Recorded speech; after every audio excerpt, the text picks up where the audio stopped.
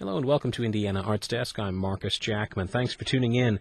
Coming up tonight, a discussion with the man who will make the award for the upcoming Governor's Arts Awards and the Arts Calendar. But first, this past week, Manchester College hosted an 86-person conversation about audiences for the arts and higher education's responsibilities.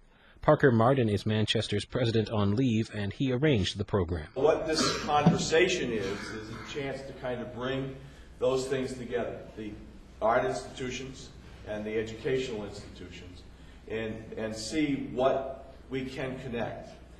Because what we really hope is that with the energy and the ideas that are present in this room, we can develop something more substantial as we go forward, and start with a good conversation with a lot of different perspectives. And that's what outlines this particular program for you. Representatives from 8 smaller colleges and universities around Fort Wayne, as well as invitees from art organizations like the Fort Wayne Philharmonic and Heartland Chamber Chorale, began the day with opening remarks by Jeff Gephardt of Arts United. Gephardt says the Fort Wayne area and surrounding counties has historically been very rich in the arts.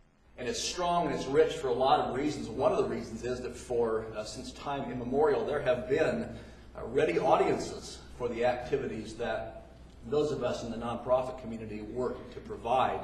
I think we've all sensed for a number of years now that the audiences are a little less ready to attend, and there seem to be fewer of them. And I think that sense is the impetus, at least one of the impetuses for this event today. IPFW Chancellor Michael Wartell says universities with their resources, curricula, and programs are vital to the artistic community, both in terms of training grounds for artists, but also in producing the most frequent consumers of art. Important responsibility for us is to develop a commitment to culture, an understanding of culture, an understanding of the arts. We should be doing that. We probably don't do it as well as we could. Some institutions do it better than others. Larger institutions like mine are not as able to provide all of the experiences that we want for all of the students just because there are so many of them.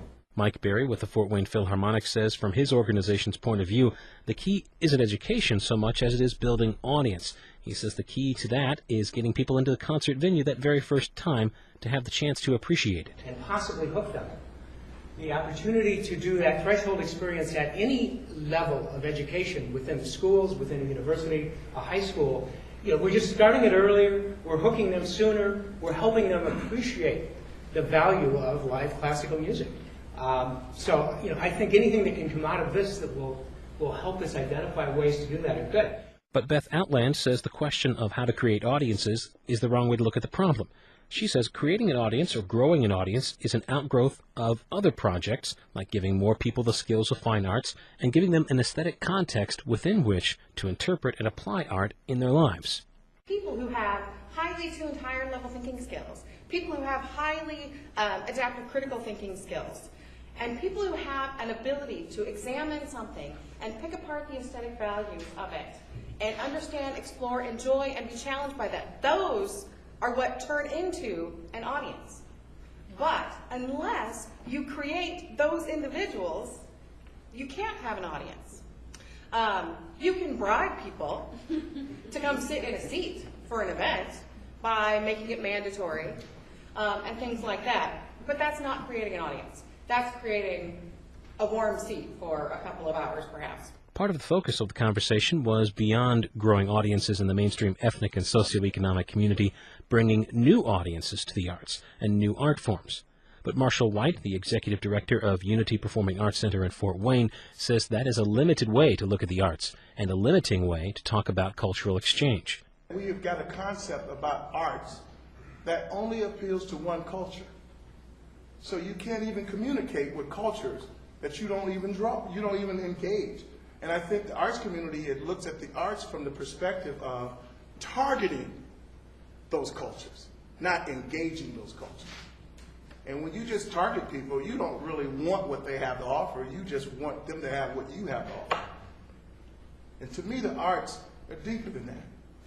You can change a whole generation of kids, you can help kids become more academically sound, you can help them appreciate classical music, you can help them appreciate country, all music genres, if you approach it from the part, I'm not trying to make you like what I like.